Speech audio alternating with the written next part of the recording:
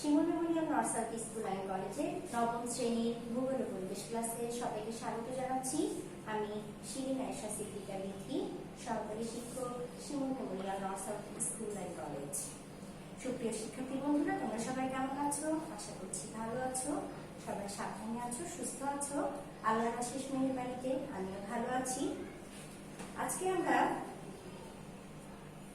একাদশ অধ্যায় বাংলাদেশের সম্পদ ও শিল্প এবং চতুর্দশ অধ্যায় বাংলাদেশের প্রাকৃতিক দুর্যোগ, এই দুইটা অধ্যায় নিয়ে আমরা আলোচনা করব। আসলে এই অধ্যায়ের ক্লাস শেষে আমরা কি কি বিষয়ে জানতে পারবো একটু দেখে নিই। আমাদের আজকের ক্লাস শেষে আমরা বাংলাদেশের প্রধান কৃষি পণ্য তাদের বন্টন বর্ণনা করতে পারবো, শস্য বহুমুখীকরণ বর্ণনা করতে পারবো, বাংলাদেশের বিভিন্ন বনাঞ্চলের গুরুত্ব ব্যাখ্যা করতে পারবো, ভূমিকম্পের মাত্রা ও সুনামির পূর্বাভাস প্রদানে প্রযুক্তির ব্যবহার ও কার্যকারিতা ব্যাখ্যা করতে পারবো এবং দুর্যোগ ব্যবস্থাপনা চক্র ব্যাখ্যা করতে পারবো। আমাদের আজকের আলোচ্য বিষয় বাংলাদেশের কৃষি পণ্য। খাদ্যশস্যের মধ্যে আমরা ধান, গম, অর্থকরী ফসলের মধ্যে পাট, ইক্ষু, চা এগুলো বিষয়ে আলোচনা করবো এবং শস্য বহুমুখীকরণ এবং বাংলাদেশের বনাঞ্চল সম্পর্কে আলোচনা করবো। এবং চতুর্দশ অধ্যায় থেকে আমরা ভূমিকম্প, সুনামি, দুর্যোগ ব্যবস্থাপনা চক্র এবং উপকূলীয় দুর্যোগ ব্যবস্থা সম্পর্কে আলোচনা করব। চলো শিক্ষার্থী বন্ধুরা, তাহলে এবার আমরা সরাসরি ক্লাসে চলে যাই। প্রথমে আমরা বাংলাদেশের সম্পদ ও শিল্প এখানে আলোচনা করব। আমরা জানি যে একটা দেশের অর্থনৈতিক ও সামাজিক উন্নয়ন নির্ভর করে সে দেশের সম্পদ ও শিল্পের উপর। প্রাকৃতিক সম্পদকে সরাসরি অথবা অন্যান্য সম্পদকে কাজে লাগিয়ে প্রয়োজনীয় দ্রব্য সামগ্রী উৎপাদন করে ব্যবহার করা হয়। কৃষিজ বনজ সম্পদ, খনিজ তেল, প্রাকৃতিক গ্যাস, কয়লা এগুলো হচ্ছে বাংলাদেশের গুরুত্বপূর্ণ সম্পদ। আমরা তাহলে দেখতে পাচ্ছি যে প্রাকৃতিক সম্পদকে আমরা সরাসরি কাজে লাগাতে পারি কিংবা অন্যান্য সম্পদকেও কাজে লাগিয়ে আমরা প্রয়োজনীয় দ্রব্য সামগ্রী উৎপাদন করতে পারি, তাই না? এইটাকেই আমরা সম্পদ বলে থাকছি। কৃষি পণ্য। কৃষি বাংলাদেশের অর্থনীতিতে গুরুত্বপূর্ণ ভূমিকা পালন করে। লাভজনক, টেকসই ও পরিবেশ বান্ধব কৃষি ব্যবস্থা একটা দেশের উন্নয়নের জন্য গুরুত্বপূর্ণ। বাংলাদেশের অর্থনৈতিক সমীক্ষা 2014 অনুযায়ী 2012-13 অর্থবছরের জিডিপিতে সার্বিক কৃষি খাতের অবদান প্রায় 13%। এদেশের শ্রমশক্তির মোট 47.50% কৃষি খাতে নিয়োজিত। বাংলাদেশের প্রধান খাদ্যশস্য হচ্ছে ধান, গম, ডাল, তেলবীজ। অর্থকরী ফসলের মধ্যে রয়েছে পাট, ইক্ষু, চা, তামাক ইত্যাদি। আমরা প্রধান খাদ্যশস্যের মধ্যে ধান এবং গম নিয়ে আলোচনা করব। প্রথমে আসি ধান। বাংলাদেশের খাদ্যশস্যের মধ্যে ধান হচ্ছে প্রধান।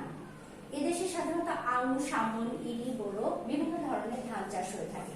তবে রংপুর, কুমিল্লা, সিলেট, যশোর, রাজশাহী, বরিশাল, ময়মনসিংহ, বগুড়া, দিনাজপুর, ঢাকা প্রভৃতি অঞ্চলে ধান চাষ বেশি হয়ে থাকে। রংপুরে আমন ধান ও সিলেটে বোরো ধান ভালো হয়। ধান চাষের জন্য সাধারণত 16 ডিগ্রি থেকে 30 ডিগ্রি সেলসিয়াস তাপমাত্রার প্রয়োজন হয় এবং 100 থেকে 200 সেন্টিমিটার বৃষ্টিপ্রবণ এলাকায় ধানের চাষ বা ধানের ফলন ভালো হয়। নদী অববাহিকায় বা নদীর পার্শ্ববর্তী এলাকায় ধান চাষের জন্য বিশেষ উপযোগী। গম। বর্তমানে খাদ্যশস্যের প্রয়োজনীয়তায় বাংলাদেশের প্রায় সব অঞ্চলে গম চাষ হয়, তবে উত্তরাঞ্চলের জেলাগুলো গম চাষের জন্য বিশেষ উপযোগী। দিনাজপুর, রংপুর, পাবনা, রাজশাহী, কুষ্টিয়া, যশোর, বগুড়া প্রভৃতি অঞ্চলে গম চাষ ভালো হয়ে থাকে। সাধারণত গম চাষের জন্য 16 ডিগ্রি থেকে 22 ডিগ্রি সেলসিয়াস তাপমাত্রা এবং 50 থেকে 75 সেন্টিমিটার বৃষ্টিপাতের প্রয়োজন হয়। এ কারণে বাংলাদেশে বৃষ্টিহীন শীত মৌসুমে পানি সেচের মাধ্যমে গম চাষ ভালো হয়ে থাকে। বাংলাদেশের উর্বর দোআঁশ মাটি গম চাষের জন্য বিশেষ সহায়ক।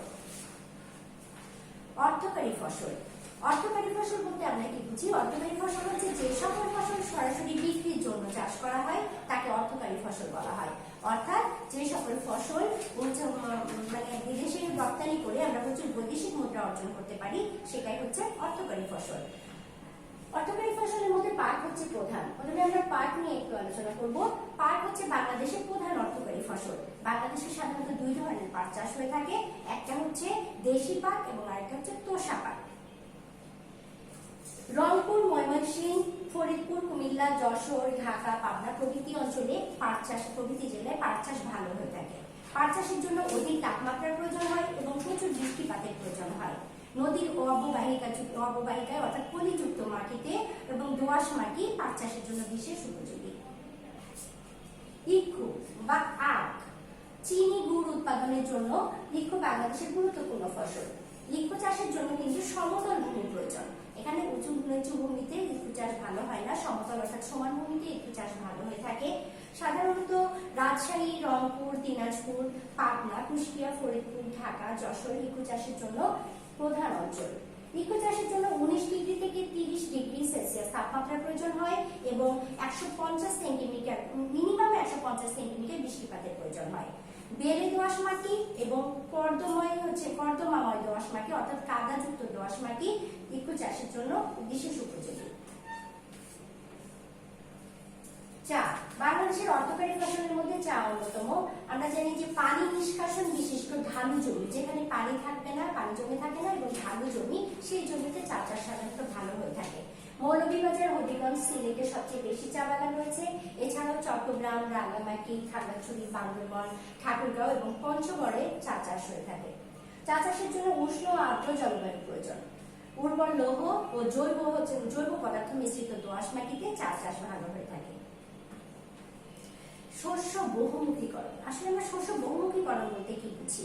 আমরা একই জমিতে যখন বিভিন্ন ফসল উৎপাদনের লক্ষ্যে অর্থাৎ অর্থ উপার্জনের জন্য জমিতে একই শস্য বারবার চাষ না করে পরিবর্তন করে যখন শস্য উৎপাদন করা হয়, অর্থাৎ একই জমিতে একই শস্য উৎপাদন না করে পরিবর্তন করে এক এক ধরনের ভিন্ন ধরনের শস্য উৎপাদনের প্রক্রিয়াকে বলা হয় শস্য বহুমুখীকরণ।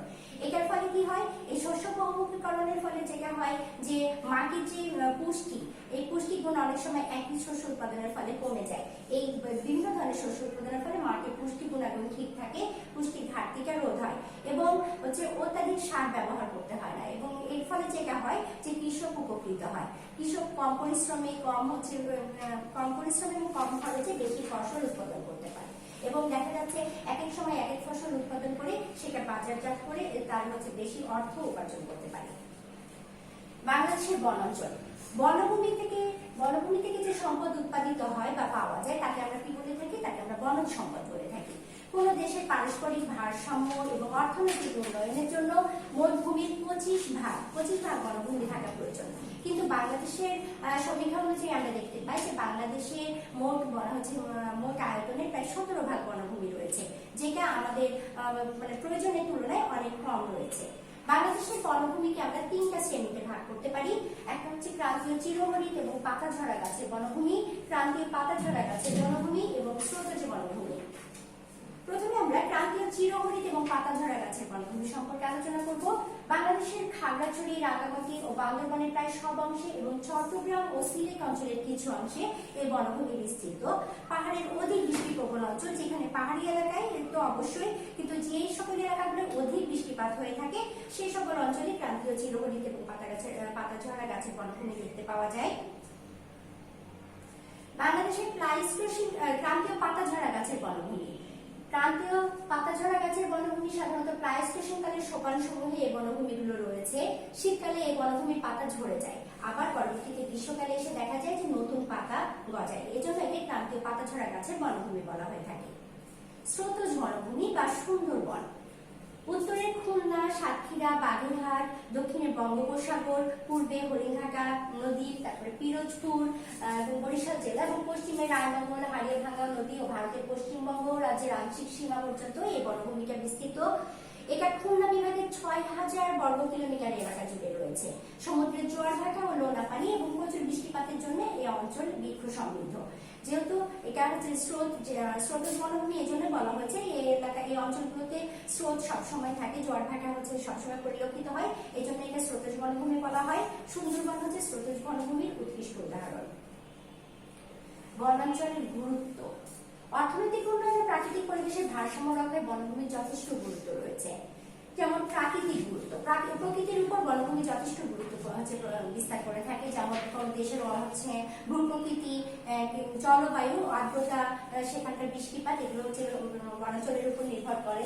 পর্যটন শিল্পের সম্ভাবনা, পর্যটন শিল্পের বনভূমির উপর সেই অঞ্চলের পর্যটন শিল্পের সম্ভাবনা নির্ভর করে থাকে। পণ্য সামগ্রী সংগ্রহ, আমরা বনভূমি থেকে বিভিন্ন ধরনের পণ্য, আমাদের প্রয়োজনীয় পণ্য সামগ্রী সামগ্রী বনভূমি থেকে অর্থাৎ বনজ সম্পদ থেকে তৈরি করতে পারি। এজন্য পণ্য সামগ্রী সংগ্রহ করতে পারি আমরা বনাঞ্চল থেকে।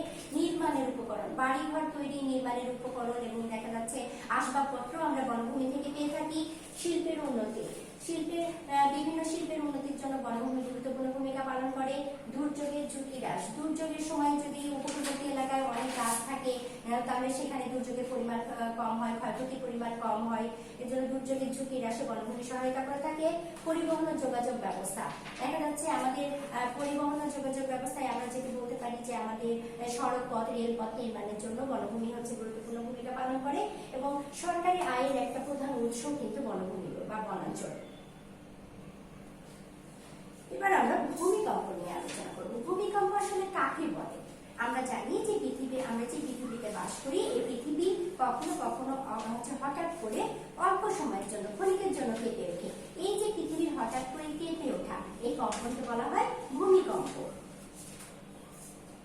বাংলাদেশ যেহেতু মহাসাগরগুলো থেকে অনেক দূরে অবস্থিত, সেহেতু এই দেশকে সরাসরি সামুদ্রিক ভূমিকম্প প্রবণ অঞ্চল হিসেবে চিহ্নিত করা যায় না।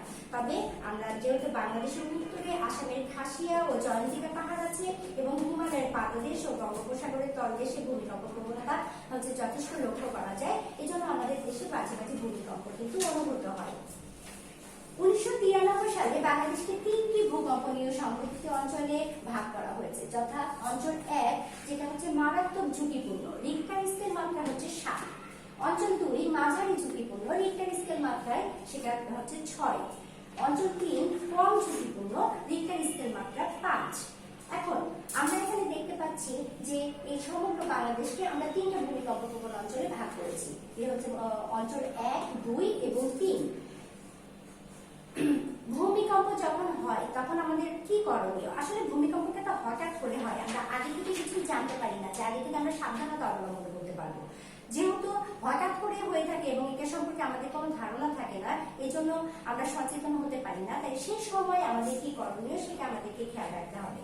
যদি আমরা বাড়িতে থাকি তাহলে আমাদেরকে কি করতে হবে?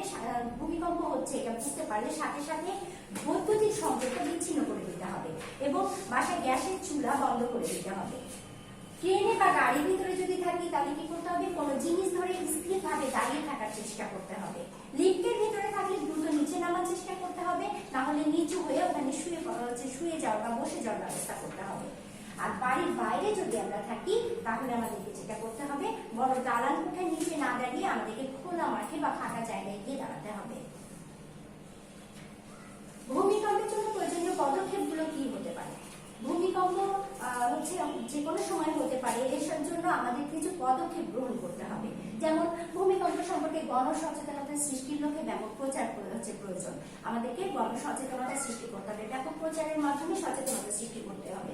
সারা দেশে ভবন নির্মাণে জাতীয় বিল্ডিং কোড এবং কোডের কাঠামোগত অনুসরণ বাধ্যতামূলক করতে হবে।